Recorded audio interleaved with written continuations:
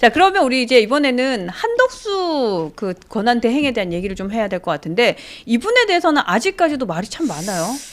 네, 어제 한덕수 권한 대행께서 이제 네. 그 국회 본회의에 출석하지 않고 광주를 방문했습니다. 광주를 방문했는데 광주에서 이제 여러 가지 얘기가 나왔는 게 이제 가장 큰 게 네. 뭐 내란 수계 동조자 아니냐라는 부분이 나왔고 두 번째 이제 나왔던 게 이분이 필요에 따라 정권에 따라서 이제 고향을 바꾼다 그런 얘기가 좀 나왔습니다. 그래서 이분이 YS 시절에는 뭐 고향이 서울이다 했다가 네. DJ 시절부터 고향이 전주라고 바꿨다. 그래서 이분의 특징이 무엇이냐라고 해서 뭐 많은 분들이 시민단체나 이런 데서 좀 반대하고 또 이분은 나름대로 이제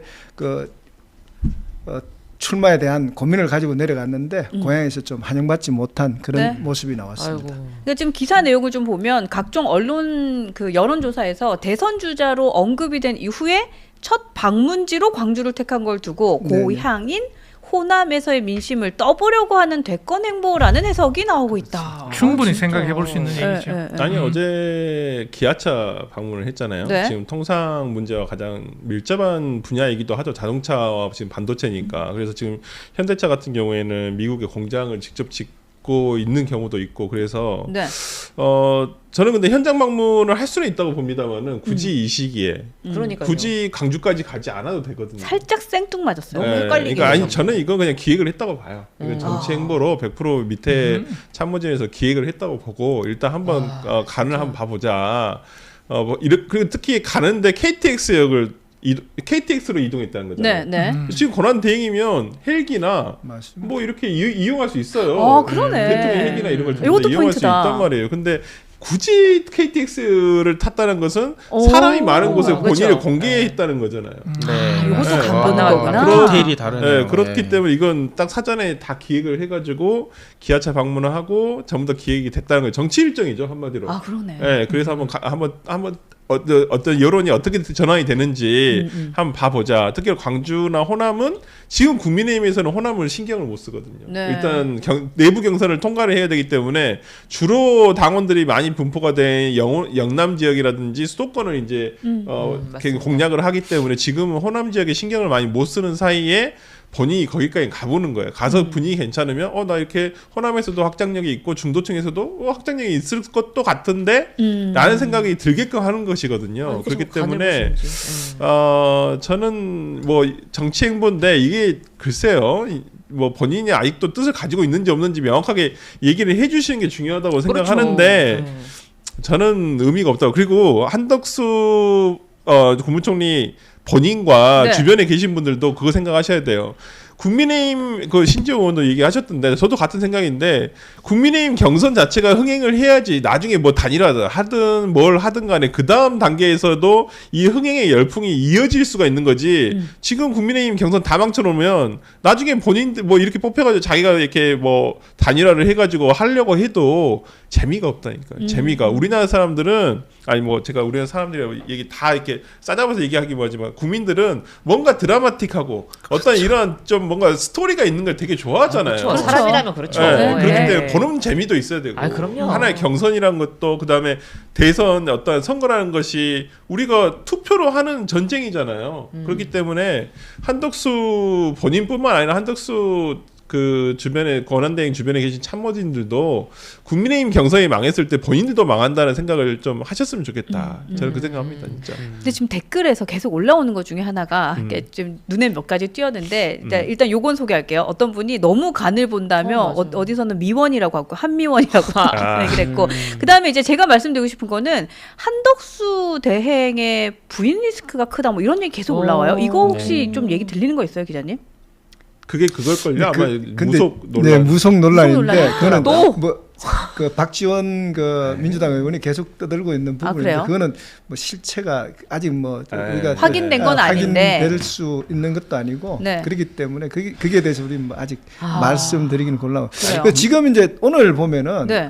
계속 54명이 한 권한 대행을 지지한다고 했던 그 박수영 의원을 비롯해 4명이 갔어요. 그러니까 54명 중에 4명이 김문수 캠프로 이제 이동을 했습니다. 맞아요. 이동을 해가지고 그분이 가서 한 말이 뭐냐면은 김문수를 당선시켜서 한덕수 권한대행을 대통령 만들겠다.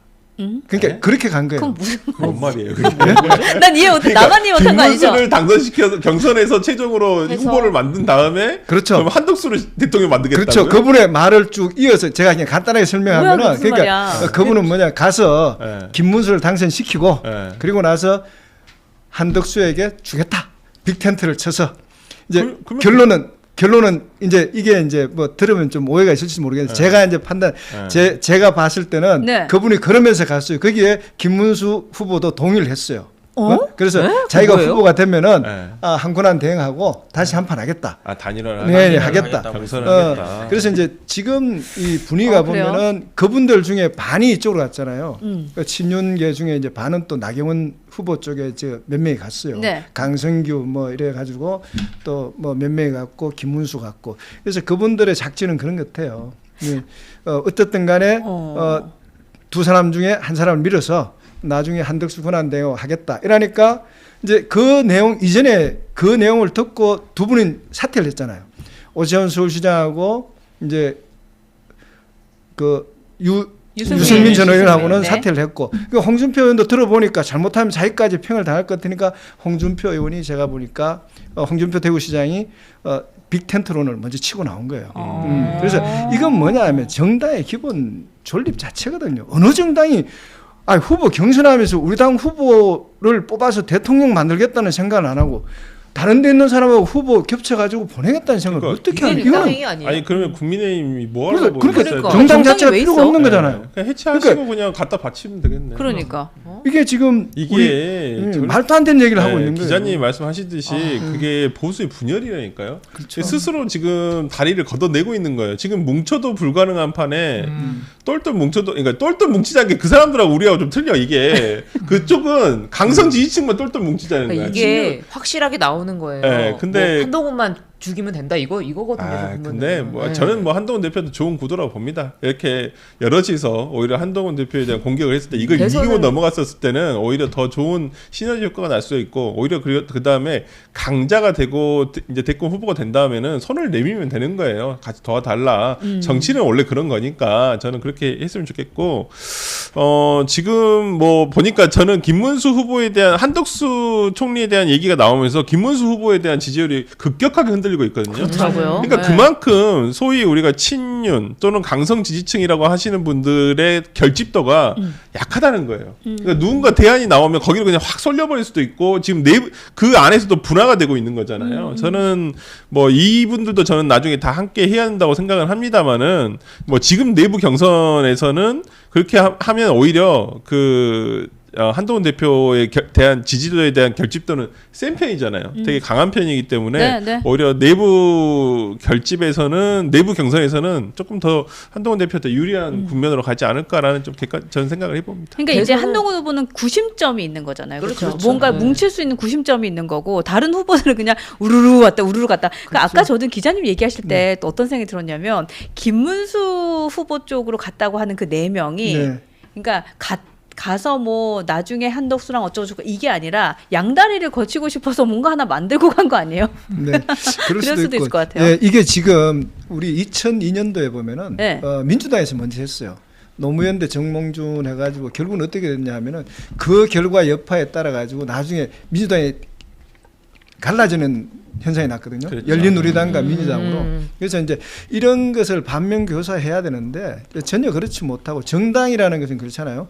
정당의 가장 중요한 것은 수권할 수 있는 능력을 키우고 가치 지향점을 가지고 같이 가는 맞습니다. 거잖아요. 네. 수단과 방법을 가리지 않고 해먹겠다. 네. 이거는 정당이 오래 갈 수 없는 부분이에요. 우리가 지금 3년 전에 겪었잖아요. 네, 맞아요. 네. 국민의힘이 네. 당내 후보를 키워서 장기적으로 지향 가치를 같은 사람들끼리 해서 국민을 바라보고 국민을 설득해서 정권을 찾겠다는 게 아니고 단지 수단과 방법 안 가리고 뭐야 인기 좋으면 데려와. 이러니까 지금 이런 결론을 맞았다는 지금 보면은 거잖아요. 우리 네. 당의 당원들이 길을 잃고 헤매고 있어요. 어디로 그쵸. 가야 돼? 어디로 가야 돼? 그러신 분들 하면서. 많습니다. 네. 네. 그리고 이게 대선을 정말로 이길 네. 생각이 있는 건지 저는 진짜 궁금하네요. 아 네. 진짜 아까도 여기 방송 오기 전에 이제 아는 후배 변호사랑 한참 얘기를 좀 하다 왔는데 통화를 하다 왔는데 그 친구는 진짜 일반 그냥 뭐 시민이에요. 시민이고 네. 근데 이제 오세훈이라든지 한동훈이 약간 중도 보수 저랑 비슷한 성향을 가지고 있어요. 근데 누구를 찍어야 될까? 오세훈 원래는 좀 오세훈 후보를 찍고 싶었었는데 약간 좀 뭐 이렇게 사퇴를 하면서 이제는 대안이 없잖아요. 네, 그러니까 그렇다고 이게 참 이게 표심이 많이 흔들리고 있다. 그러니까 지금 뭐 어저께 신지호 전 의원의 어떤 얘기를 들어보니까 유승민 그다음에 오세훈 이러한 분들이 지금 불출마를 선언하면서 그 지지층 등이 지금 한동훈 대표 쪽으로 오고 있다라고 하는 얘기들이 있을 거예요. 이게 결이 비슷하니까 오는 그렇죠. 거예요. 그렇죠. 그리고 네. 어떤 네. 지향점, 그다음에 정치 가치 이런 것들이 비슷하다고 판단을 할 수가 있거든요. 저는 뭐 이 부분과 관련해서도 뭐 지금 한동훈 대표가 충분히 메시지라든지 행보를 내실 거라고 생각을 합니다. 네. 그래서 이런 지금 길잃은 표심 내부에서 국민의힘에서 보수 지지층 등이 누구를 밀어야 되나 네. 이재명은 싫어요가 되게 많거든요. 절대 안 되죠. 네. 절대 그런 안 돼, 이런 거. 사람들이 많기 때문에 네. 그리고 저 어제 제가 이제 방송에 갔을 때 어떤 패널분이 그러시더라고요. 그러니까 이제 약간 이 보수 쪽 패널이신데 자기도 약간 힘이 빠지고 참 혼란하고 그러지만 이재명만 안 된다면 자기는 이준석이라도 밀고 싶다. 그러니까 그런 마음이다라는 보수 지지층의 마음이 그런 분들이 굉장히 많다라는 거예요. 답은 하나입니다. 네, 그렇기 네. 때문에 뭐 인수 대표도 저는 뭐 좋은 후보라고 생각합니다만은 네. 지금보다는 좀 더 나중을 저는 생각하고 싶고요. 저는 뭐 항상 여기서 욕 먹지만은 저는 긍정적으로 평가한다고 얘기를 하잖아요. 네. 뭐 네. 좀 뭐 미스터리. 인성에는 좀 그렇지만 하여튼 미스터리. 하여튼 네. 뭐 그렇기 때문에 뭐 저는 이번에는 만약에 한동훈 후보가 이제 최종 국민의힘 후보가 된다고 한다면 네. 저는 오히려 더 좋은 어떤 방향으로 가지 않을까. 그러니까 그런 분들이 굉장히 많더라. 우리가 소위 말하는 중도층. 근데 실제 네. 진짜 이제는 대안은 나와 있는 것 같아요. 하나밖에 없어요. 하나밖에 없어요. 네. 이제 하나밖에 없어요, 진짜. 네. 하나밖에 왜냐하면은 없어요. 오세훈, 유승민 이 두 분이 사퇴를 해버렸기 때문에 진짜 대안이 현재로서는 한동훈 후보님, 뭐 안철수 후보님도 있기는 하지만 경선 4인 안에 못 드실 것 같아요. 그래서 지금으로서는 한동훈 후보님밖에 없고 특히 이제 그 한쪽으로 확 쏠릴 수가 있다라고 설주환 변호사님께서 말씀을 하셨는데 저는 진짜 그렇게 생각해요. 왜냐하면은 최근에 펜앤드마이크가 여론조사 공정에 의뢰를 해서 한 나온 결과를 보면은 한덕수가 15%, 김문수가 12%, 한동훈이 12.1%, 0.1% 네, 0.1% 이겼거든요. 공정에서 네, 맞습니다. 그것도 공정에서. 특히 페넨마가 공정에 의뢰한 거는 뭐 윤석열 대통령 지지율이 40%가 넘었다, 50%가 넘었다 하면서 사실상 뭐 명태균 수법을 썼던 곳이거든요. 그렇죠. 아, 사실상 명태균 했던 네. 곳인데 명태균한테 나쁜 거 배워서 거기 했다고 다 의심되는 곳 이렇게 네, 얘기하죠. 그렇죠. 그렇죠. 의심되는 곳. 의심되는 곳 이렇게 네. 얘기하죠. 아, 네. 그래서 괜찮습니다. 네. 그런 곳에서조차도 이제 한동훈이 오히려 김문수 장관을 이기는 여론조사를 만들어주는 거죠. 특히 여기서 그 15%는 진짜 중요한 게 저는 네. 이거라고 봐요. 정말 뭐 배신자를 외치는 그런 강성 보수라기보다는 네. 이제 정말 우리 보수가 이겨야 된다라는 애국 보수 강팀에 붙어야 된다라는 애국 보수들 15%다. 그 15% 절반만 가져도 한동훈 후보가 이깁니다. 그러네. 네. 네. 그것도 굉장히 명쾌하다. 그리고 참 우리 지지자분들도 되게 대단한 게, 그러니까 이 말을 받아치는 솜씨가 대단한 거예요. 그러니까 왜 윤 어게인 뭐 이런 거 있었잖아요. 요즘에 우리 그 지지자님들 뭐라고 얘기하자면 어게인 63%. 아. 네, 거기다 딱 붙여갖고 이제 얘기를 하시더라고요. 네, 여러분들도 근데 센스 철자도 대단해요. 틀렸던데. 네. 어기양 철자가 틀려가지고. 윤 어기양. 네. 나는 누가 합성한 줄 알았어. 그게 잘못 누가 근데 합성. 실제로 공식적으로 나온 그 그러니까요. 공모글이 그 오타가 난 거잖아요. 그 누가 만든 거야 도대체. 아이고.